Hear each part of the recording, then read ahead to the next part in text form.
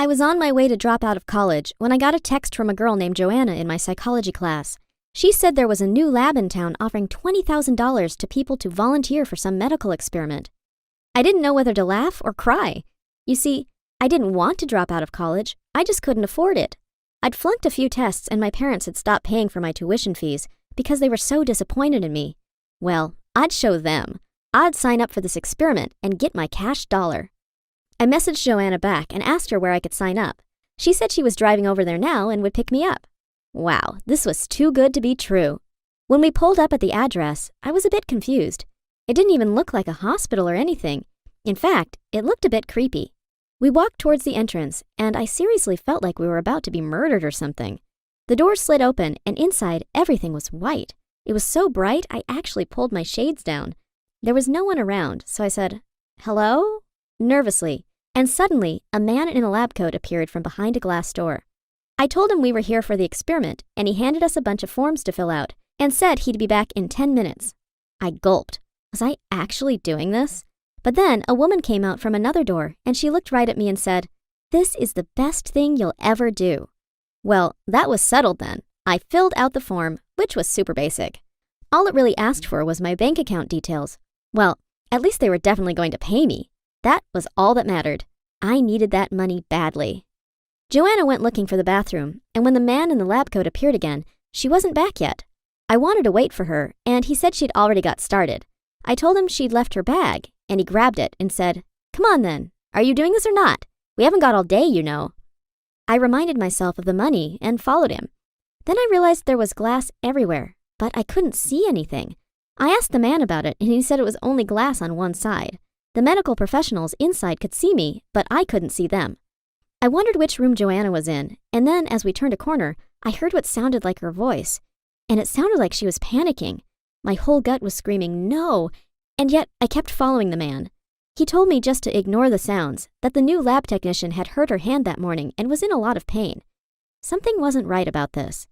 But then he took me into a room, and it was filled with sofas and beanbags and soft music, and I instantly felt relaxed. He asked me to take a seat and then offered me tea, and I thought to myself, okay, this isn't so bad. "So what is this experiment exactly?" I asked and sipped my tea.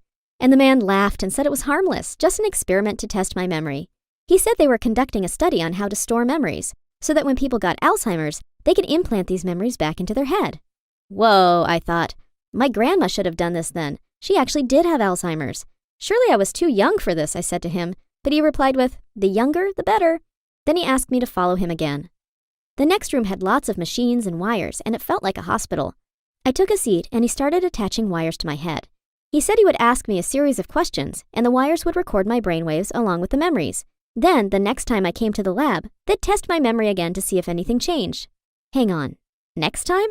I told him I thought this was a one-off thing, and he just smiled and said, "For $20,000, you need to come twice. Didn't you read the small print?" Then he hooked me up to the machine, and I won't lie, it hurt. I felt like my brain was being squashed. The first question he asked me was, "What was the saddest thing to ever happen to you?" And I described to him in detail when my little sister was in a car crash, and how she had died, and how our family hadn't been the same ever since. Then he asked me about the happiest moment of my life, and I honestly didn't know. I couldn't think of anything. And then I decided it was probably the day Damien asked me to be his girlfriend last year. The questions continued, all kinds of random questions. And then after a while, I really started feeling sick. My head felt fuzzy, and I couldn't remember anything. I must have fallen asleep because I woke up on the sofa in the nice room, and the man was standing there telling me I could go home now, and that I should come back in 1 month for the second part of the experiment. "And what about the money?" I asked him. He said they'd deposit the first half into my account before the end of the week.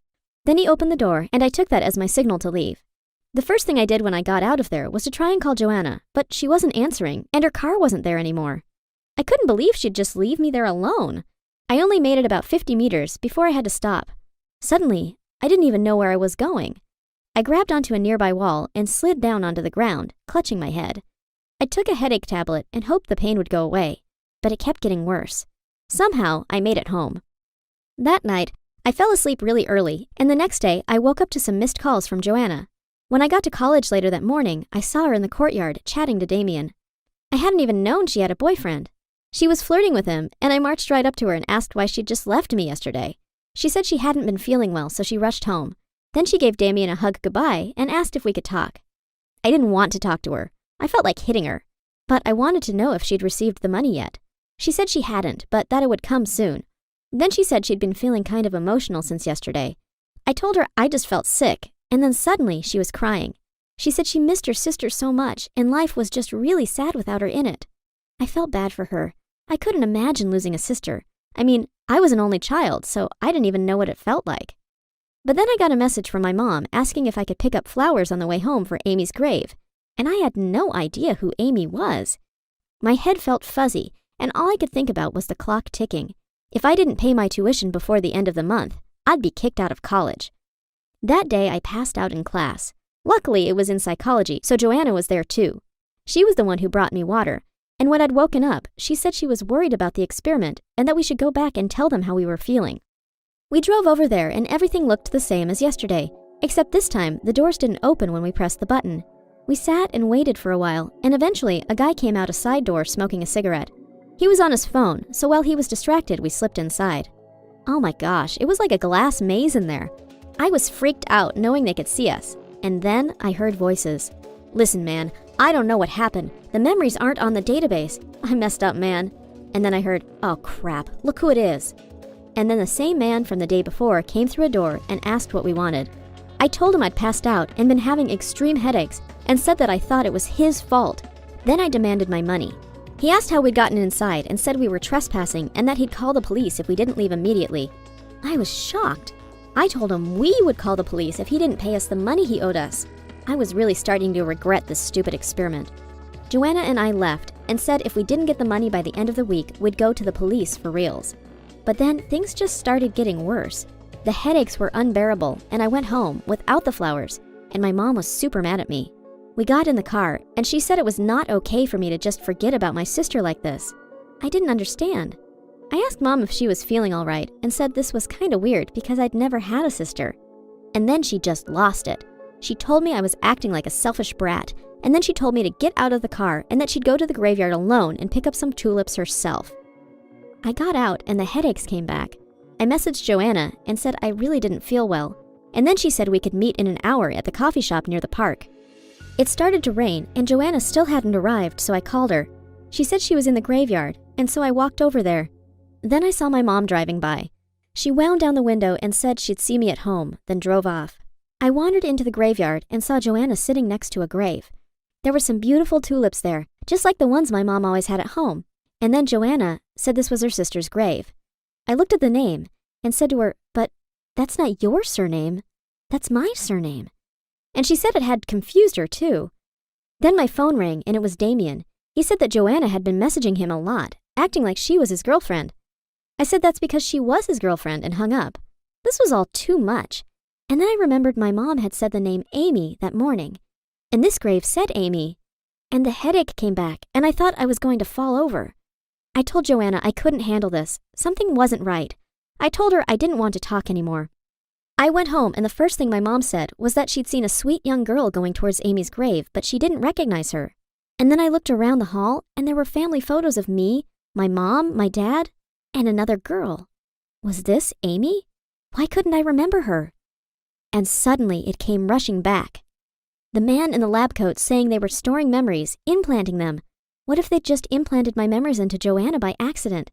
And then Joanna called, and she sounded hysterical, saying she'd never had a sister, that her mom was worried about her, that Damien had called saying he was my boyfriend, not hers. And then I knew the medical experiment had gone seriously wrong. I called the police. I told them the address of the lab and said I thought there were people operating illegally there.